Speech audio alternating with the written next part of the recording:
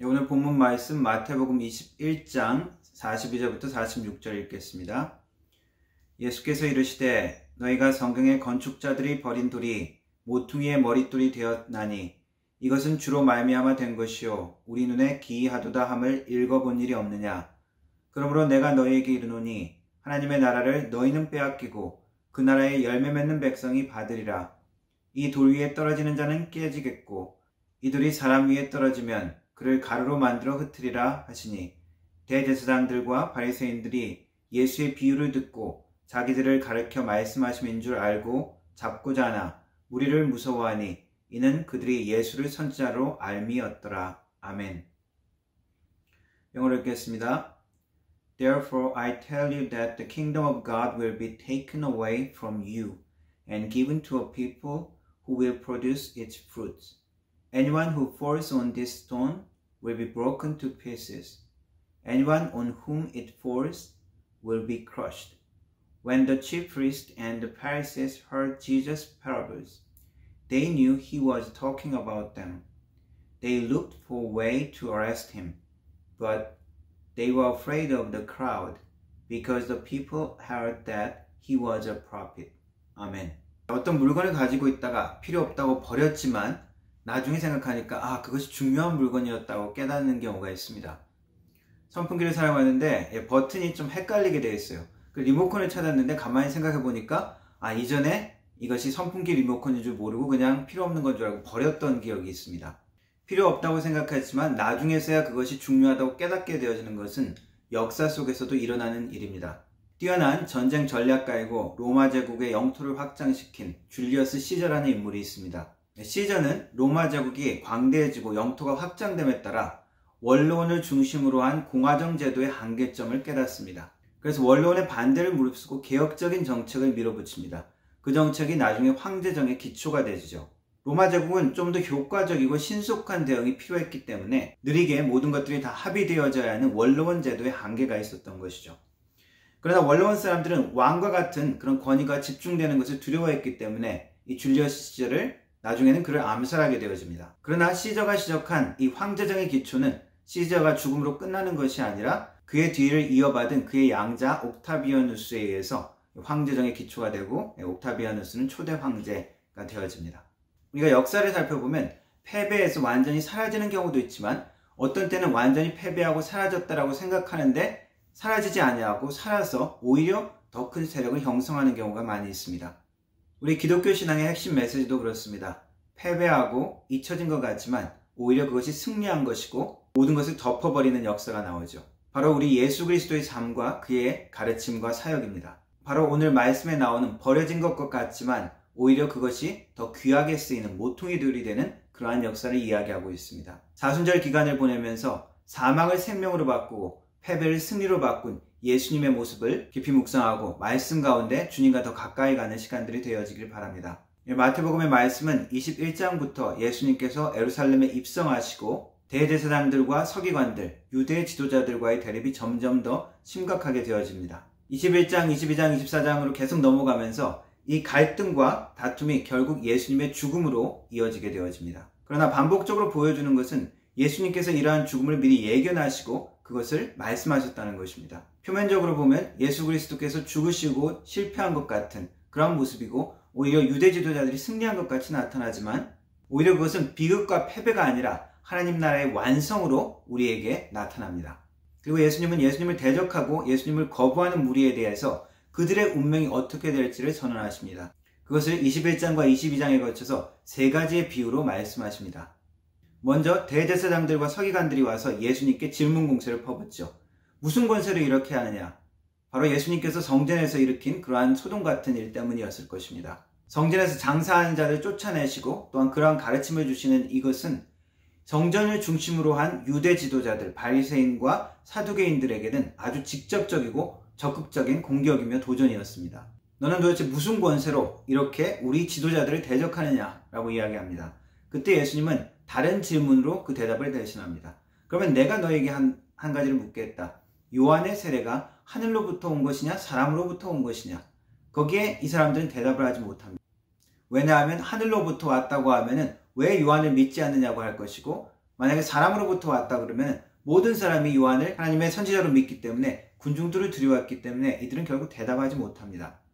유대 지도자들의 모순이 드러나고 그들의 곤란함이 드러난 것이죠. 여기에 예수님은 그러면 나도 대답하지 않겠다라고 이야기합니다. 예수님께서 하늘로부터 온 권세로 내가 이것을 행한다라고 했던 그들은 여전히 인정하지 않았을 것입니다. 그리고 예수님은 세 가지의 비유를 듭니다. 첫 번째는 두 아들에 대한 비유입니다. 어떤 사람에게 두 아들이 있었습니다. 아버지가 첫째 아들에게 가서 오늘 포도원에 가서 일을 좀 하렴. 첫째 아들이 대답합니다. 가겠습니다.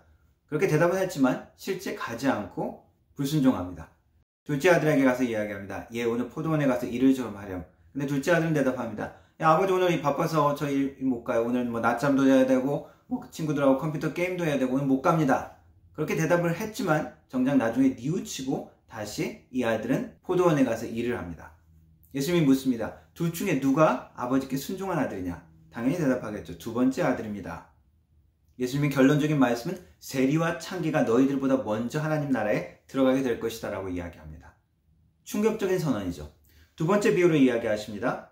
어떤 사람이 포도원을 만들고 가꾸어서 돈을 주고 농부들을 고용합니다. 그들을 고용하고 타국으로 떠납니다. 그런데 나중에 열매 맺을 때가 되어서 종을 보내어 그 열매를 받으려고 합니다. 그러나 악한 포도원 농부들은 그 종을 때리고 돌로 치고 죽입니다. 주인은 더 많은 종들을 나중에 보내지만 그 악한 농부들은 여전히 그들을 죽이고 폭행합니다. 마지막으로 주인은 그의 아들을 보내기로 결정합니다. 내 아들을 보낸다면 함부로 대하지 못하고 이들이 뉘우치고 내 말을 듣겠지라고 생각합니다. 그러나 악한 농부들은 저 사람은 상속자가 아니냐? 저 사람을 죽이고 우리가 이 포도원을 차지하자라고 그 아들마저 포도원에서 내치고 죽여버립니다. 이 예화를 들려주시고 예수님은 묻습니다. 나중에 어떻게 되겠느냐? 악한 농부들을 멸하고 그 포도원의 일은 다른 사람들이 차지하게 될 것입니다. 라고 대답합니다. 그때 예수님의 말씀이 오늘 읽은 본문 말씀입니다. 너희들이 성경의 시편 말씀입니다. 건축자들의 버린 돌이 모퉁이의 머릿돌이 되었나니 이것이 주로 말미암아 되었다. 이것이 우리 눈에 기이하도다 라는 시편의 말씀을 인용합니다.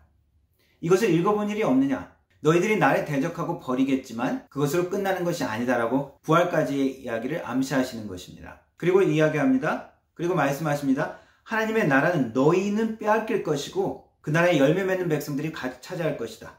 그리고 말씀하십니다. 이 돌이 떨어지는 자는 깨어지겠고 이 돌이 사람 위에 떨어지면 그를 가루로 만들어 버릴 것이다.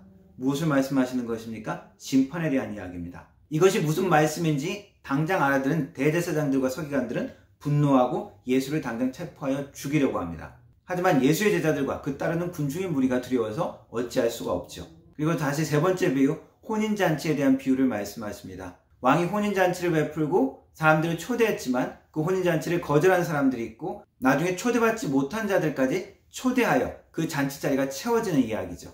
그리고 그 잔치 자리에서 쫓겨난 자들의 모습을 바깥 어두운 데 던져져서 슬피 울며 이를 갈게 된다라고 설명을 합니다. 그리고 청함받은 사람은 많되 선택받은 자는 적다라는 말씀을 하십니다.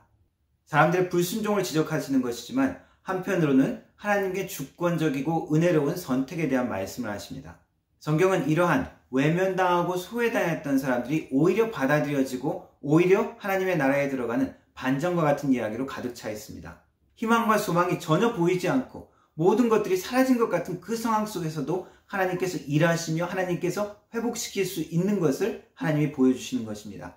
그것을 통해서 하나님이 어떠한 분이신지 알게 하시고 그리고 우리가 하나님 앞에 어떠한 존재인지를 깨닫게 하십니다. 하나님의 나라는 내가 당당히 우리가 차지할 거야 라고 생각하는 자들의 차지하는 것이 아니라 하나님 앞에 겸손함으로 은혜를 구하는 자들이 차지하게 된다는 것입니다. 구약의 야곱의 12아들 중 요셉이 있었습니다. 그는 노예로 이집트 땅에 팔려갔죠. 그는 죽은 자와 같이 되어져 버린 것입니다. 그에게 어떠한 희망이나 어떠한 소망 같은 것은 전혀 보이지 않습니다.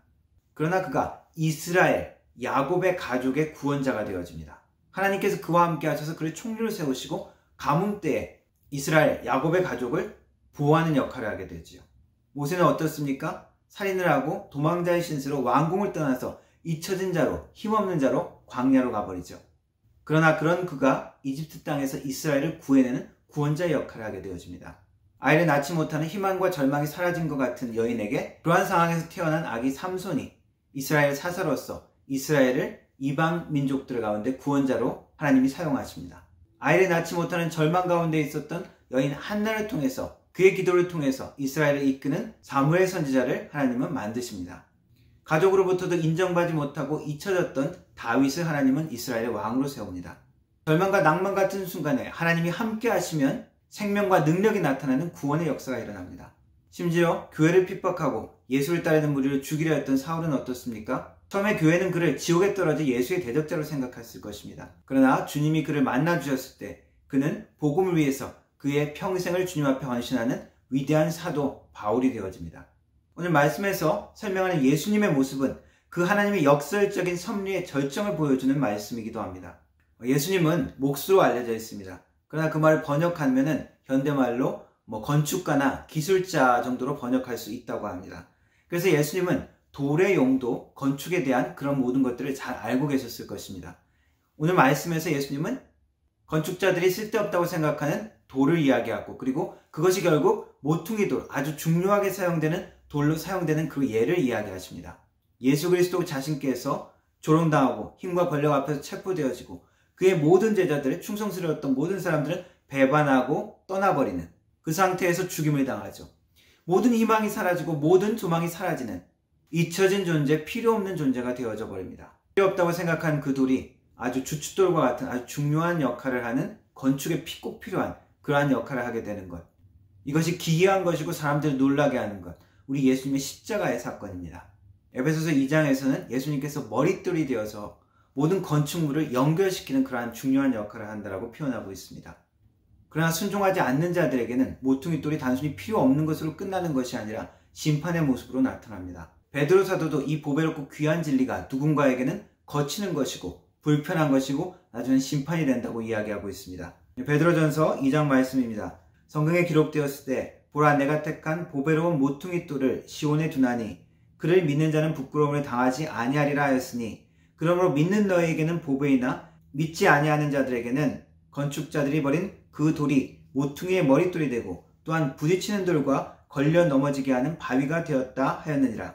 그들이 말씀을 순종하지 아니함으로 넘어지나니 이는 그들을 이렇게 정하신 것이라. 귀하고 보배로운 모퉁이 돌이 오히려 부딪히는 돌과 걸려 넘어지게 하는 바위가 된다고 이야기하고 있습니다. 누구에게 그렇습니까? 순종하지 않는 자에게 그렇습니다. 우리의 마음이 예수님으로부터 멀어질 때마다 예수님은 우리에게 거치는 돌이 되어지고 넘어지게 하는 바위가 되어집니다. 우리가 세상적인 욕심 가운데 하나님의 나라를 잊을 때, 우리의 이기적인 마음 가운데 주님께서 불편함을 주신다면 이것은 우리에게 귀한 좋은 거치는 돌입니다. 깨우치면 되기 때문입니다. 우리가 사랑과 용서와 용납함이 아니라 분노와 원망과 미움 가운데 사로잡혀 있다면 주님은 우리 가운데 거치는 돌로 우리를 불편하게 하십니다. 내가 주님 앞에 나아가지 못하고 끊임없이 세상과 문제 가운데 주님을 잊고 있다면 주님은 우리 삶에 거치는 돌로 계셔야 합니다. 주님께서 우리의 삶 가운데 거치는 돌로 우리를 넘어지게 하는 바위로 계십니까? 아니면 우리에게 귀한 보배로운 주춧돌로 계십니까? 주님은 축복의 약속과 함께 심판의 경고도 하십니다. 택한 자들에게는 영원한 멸망은 아니더라도 우리의 삶 가운데 하나님의 나라의 축복과 그 능력을 놓치고 심판과 허무함 가운데 남게 되어지는 것을 경고하고 있습니다. 우리가 불순종의 마음으로 나갈 때마다, 주님을 우리의 삶에서 잊을 때마다 주님은 거치는 돌로 우리의 마음 가운데 계십니다. 그럴 때마다 주님께서 우리의 육신의 죄된 욕구와 세상적인 생각을 깨워버리고 하나님의 나라의 순종함으로 돌아가기를 원하시고 계십니다. 우리를 통해서 하나님의 나라가 세워지고 만들어져가는 주춧돌이 되어주시기를 기도하며 거기에 순종하는 우리의 삶이 되기를 주님의 이름으로 축원합니다. 기도하겠습니다. 하나님, 우리가 때로는 버림받고 외면당하는 것 같지만 그 가운데서도 하나님의 역사와 살아계심이 나타나게 하여 주시고 놀라운 하나님의 반전의 역사와 승리의 역사를 볼 수 있도록 도와주옵소서. 순종하지 못하는 우리의 마음 가운데 나타나셔서 우리의 육신과 죄악의 모습들을 고치시고 새롭게 하시는 귀한 역사가 우리에게 있게 하여 주옵소서. 그래서 우리 가운데 주님께서 세우시는 하나님의 나라가 우리의 삶 가운데, 우리의 가정 가운데, 우리의 모임 가운데 나타날 수 있도록 하나님 도와주옵소서. 예수님의 이름으로 기도합니다. 아멘.